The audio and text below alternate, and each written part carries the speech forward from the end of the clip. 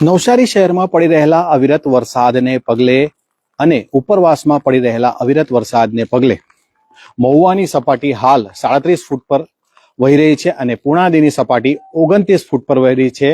હાલ જે આપણે જગ્યાએ ઊભા છે તે અષ્ટમંગલ સોસાયટીના ટેરેસ પર ઊભા છે અને સીધા જ સ્પાર્ક ટુડે ન્યૂઝની ટીમ આજે અષ્ટમંગલના ટેરેસ પરથી તમને સીધા જ દ્રશ્યો બતાવી રહ્યા છે। સીધા દ્રશ્યોની જો વાત કરવામાં આવે તો આ જે વિસ્તાર છે તે ભેસટખાડા વિસ્તાર છે અને ભેસટખાડા વિસ્તારમાંથી જે તમે દ્રશ્યો જોઈ રહ્યા છો તે અષ્ટમંગલ સોસાયટી પરથી આ જે ટેરેસ પરથી લેવાયા જે છે તે દ્રશ્યો છે।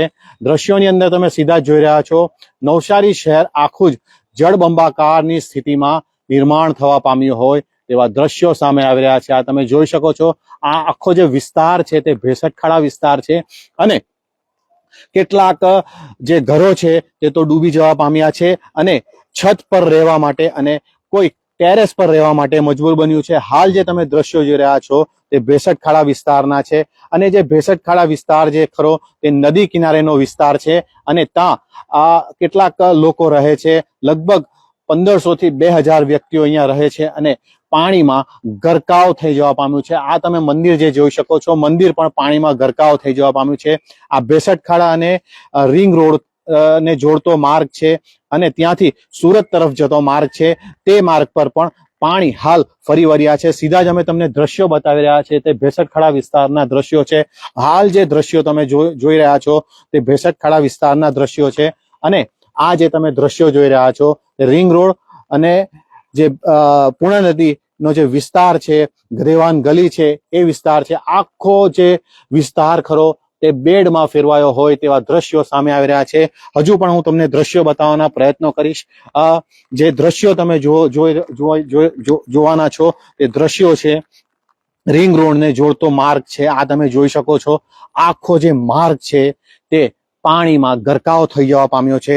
ત્યારે જોવા જેવી બાબત એ છે કે નવસારી શહેરની અંદર જે પડી રહેલા ભારે વરસાદને પગલે નવસારી શહેર સમગ્ર જળબંબાકારની સ્થિતિમાં નિર્માણ થવા પામ્યું છે। ત્યારે આ જે તમે દ્રશ્યો જોઈ રહ્યા છો સ્પાર્ક ટુડે ન્યૂઝની ટીમ 11મા માળેથી તમને આ જે નવસારીના જે દ્રશ્યો છે તે બતાવી રહી છે અને સમગ્ર નવસારી શહેર આજે જળબંબાકારની સ્થિતિમાં નિર્માણ થવા પામ્યું છે। ત્યારે અત્યારે તો હાઈ એલર્ટ પણ રેડ એલર્ટ પણ આપવામાં આવી રહ્યું છે અને નીચાણવાળા વિસ્તારોમાંથી લગભગ 10,000 જેટલા વ્યક્તિઓને ખસેડી દેવામાં આવ્યા છે। સાથે જ જો વાત કરીએ તો નવસારી શહેરની અંદર જે પડી રહેલા ભારે વરસાદને પગલે નવસારી શહેરમાંથી 10,000 થી વધુ લોકોને સ્થળાંતર કરવામાં આવી રહ્યા છે। આ તમે સીધા જ દ્રશ્યો જોઈ રહ્યા છો જે નીચાણવાળો વિસ્તાર છે તેમાં પાણી ભરાયું છે અને હવે તો સમગ્ર નવસારી શહેરમાં જ પાણી જેવી સ્થિતિનું નિર્માણ થવા પામ્યું છે। ત્યારે ચોક્કસપણે કહી શકાય કે નવસારી શહેરની અંદર જે પાણી ભરાવાની સમસ્યા છે તે યથાવત છે અને હાલ જે તમે દ્રશ્યો જોઈ રહ્યા છો તે નવસારી ભેસટખાડા વિસ્તારનો દ્રશ્ય છે। એનાથી આગળ જઈએ તો આ જ સીધો રોડ ઝવેરી સડક પર મળે છે અને ઝવેરી સડકના વિસ્તારમાં પણ પાણી ભરાયા છે। ગધેવાન બંગલો હોય ગધેવાન બંગલાના વિસ્તારમાં પણ પાણી ભરાયા છે। સીધા અમે તમને દ્રશ્યો બતાવી રહ્યા છે। જે દ્રશ્યોમાં તમે જોઈ શકો છો હાલ નવસારી અને સુરતને જોડતો માર્ગ છે તે પણ બંધ કરી દેવામાં આવ્યો છે।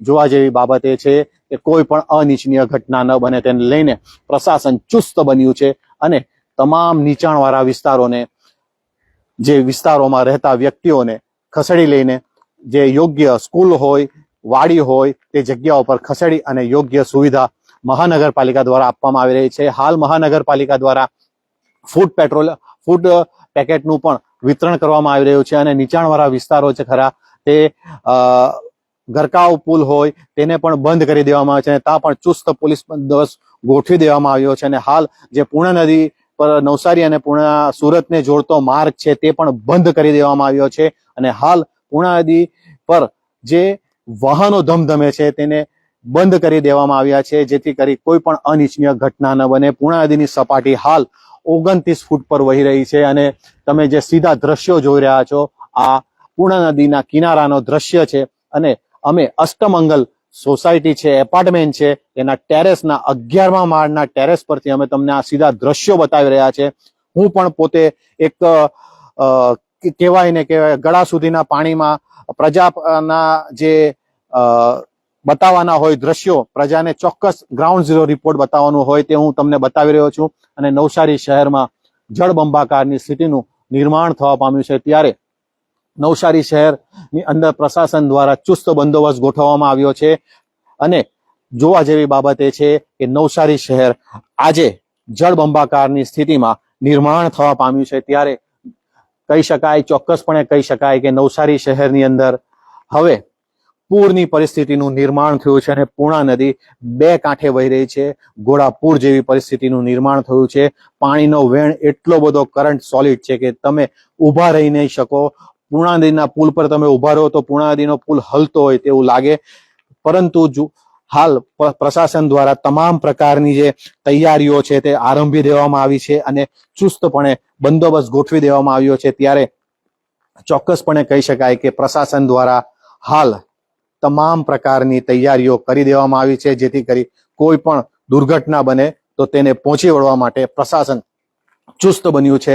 હાલ સુલતાનપુર વિસ્તાર છે, ત્યાં એક ડેડ બોડી મળી હતી. ફાયર બ્રિગેડને જાણ થતા એ ડેડ બોડીને લઈ લેવામાં આવી છે અને સિવિલ હોસ્પિટલ ખાતે પોસ્ટમોર્ટમ માટે પણ ખસેડી દેવામાં આવી છે. પરંતુ જોવા જેવી બાબત એ છે કે ભર વરસાદની અંદર ડેડ બોડી મળી આવી હતી, પરંતુ કયો વ્યક્તિ કાનો છે હજુ સુધી ખબર પડી નથી. પરંતુ પ્રશાસન દ્વારા ચોક્કસ કહેવામાં આવ્યું છે કે ઘરમાં રહો, સુરક્ષિત રહો, સેફ રહો, કામ હોય તો જ બહાર નીકળો, તેવી પણ પ્રશાસન દ્વારા અપીલ પણ કરવામાં આવી છે. ત્યારે નવસારી શહેરની અંદર પડેલા અવિરત વરસાદને લઈને હાલ પણ વરસાદ ચાલુ જ છે.